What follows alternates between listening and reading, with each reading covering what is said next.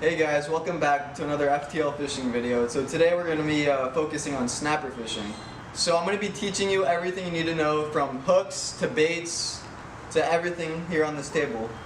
The first thing we're going to talk about are hooks and the size of the hooks. So I like to use circle, especially demon circle hooks, ranging from 4-aught to 5-aught to 6-aught, depending on how big you want to fish that day. But I normally go for around 4 to 5.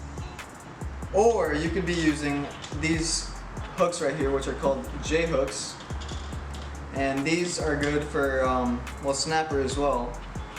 Unlike the demon circle hooks here, circle hooks are good for getting the fish right in the corner of the mouth, and it's very good for your leader, I guess, because you're not going to be fraying it, and you really want to keep your leader.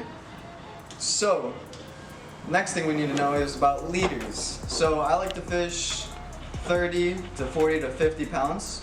Snapper are kind of leader shy sometimes. You don't want to go over 50.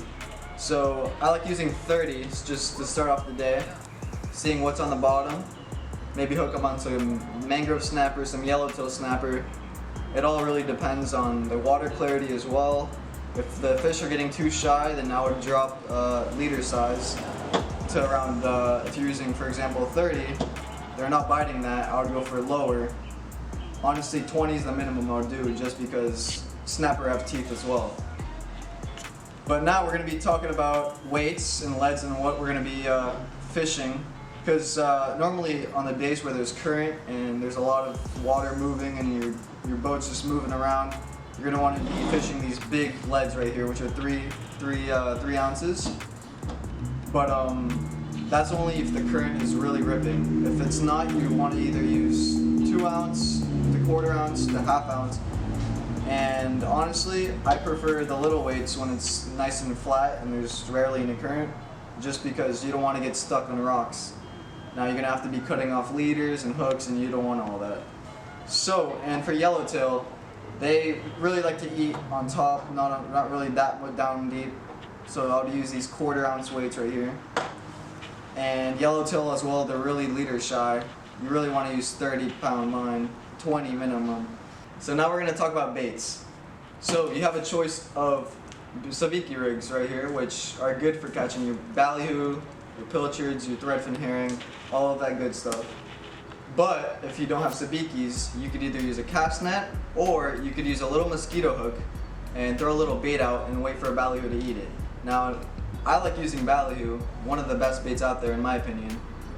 But pilchards, sardines, all of that good stuff is great for catching some snapper.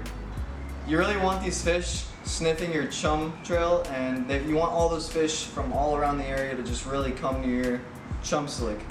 So I like to use these block of chums, which you put in a chum net, and you just put it on the side of your boat, and you wait until all the fish come. The ballyhoo are going to be coming. You get bait, you get snapper, so it's a win-win. Another thing you want to prepare yourself for is also the location you're fishing. You don't want to be fishing sand or sand bottom. You really want to be looking for that reef. I know in Florida there's a lot of reef lines along the coast, Fort Lauderdale, West Palm, Delray, Jupiter. All those areas are really good for patch reefs, and that's where you get most of your snapper. And you can go from mangrove snapper to yellowtail snapper to mutton snapper to grouper, really to anything. I mean, you have so much life in these reefs that you just don't know where you're going to catch. The steps you want to take when you are actually rigged up and get in the boat. Well, let's talk about rigs. It's really important to fish the right type of rig on the right day, alright? So if you got like rough currents, heavy winds, you want to be fishing heavy on the bottom. You don't want your bait moving around, getting stuck in rocks. So I'd be using a 3-ounce weight, like I said earlier, and you would be wanting to use a bottom rig or a knocker rig. Either one works. Pretty much what a knocker rig is that you put in the weight first on your main line, on your leader, right? Now depending if you're using big hooks or small hooks, you really want to put a bead on if you're using small hooks, just so your hook doesn't get caught up in the actual weight. Now, you want to put your weight in first, and then you put your hook. Alright, now that we got the hook on there, we put it on the main line, like I said with the hook. You're going to have a pretty much a rig like this. And what it's going to do is that your bait's going to be floating, and your weight's going to be synced on the rocks or on the reef you're fishing. the bait's gonna be floating around like this on the bottom, and your fish is gonna take the actual bait and pull it. And since you're using this weight, they're not gonna feel the actual weight. So the snapper is just gonna take your line and your bait, and once you you feel the bites, you set hook, and then you pull in your weight and your hook. The next rig you want to be using is the bottom rig. I've already explained this in my previous video for snook. The same rig works for both fish. You can check out that video, we'll put it in the description. If you want to be fishing that rig so the fish don't see your weight on bottom, normally the best baits you want to use for that is ballyhoo, dead or alive. Alive works a lot better in my opinion. We've caught plenty of fish from sharks to grouper to amberjacks. I mean everything. It's really just one of the best overall rigs, for those big fish. So the final rig I'm going to be using would be a flatline. Now, many occasions, flatline's not really the best way to fish for snapper. Just because the chubs and the other fish that are around the reef, they come too. They're going to want to eat that, and they're normally on top with their chum slick. But the flatline would really work for other species such as cobia, the jacks, anything that comes on top to eat your chum, And well, you can also catch ballyhoo with these flat lines. Like I explained earlier, you can put very light leader, not 30 pound, probably around 12 pound, very light. You're going to want to put a little tiny hook on it on the end, and a little piece of, your bait, squid, anything really small.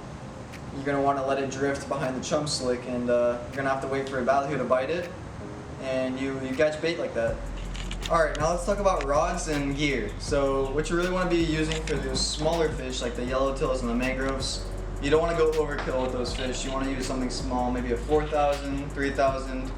You got 30 pound braid on here with some 30 pound leader. I like to use fluorocarbon for my leaders. So you want to go for those mutton, those bigger snapper, maybe some grouper, just on the medium side. You want to be using something bigger. This is my Tsunami Shield 5000, and this works great for those fish. I mean, this thing has so much pounds to drag, but if you really want to catch those bigger fish, like the bigger muttons, those big groupers, I mean, all that big stuff that's on the bottom, you want to be fishing heavy leaders on that. You want to use a conventional. Now, you don't have to use a conventional. You can use a bigger spinning reel, maybe like 6,000. But these have a lot of drag, and that's what you want. You don't want those fish going to the rocks and breaking you off. I mean, it's a real struggle. You gotta re-rig almost every time with those. And you want to be fishing those big baits on you. You want to be fishing those big long ballyhoos, dead, alive.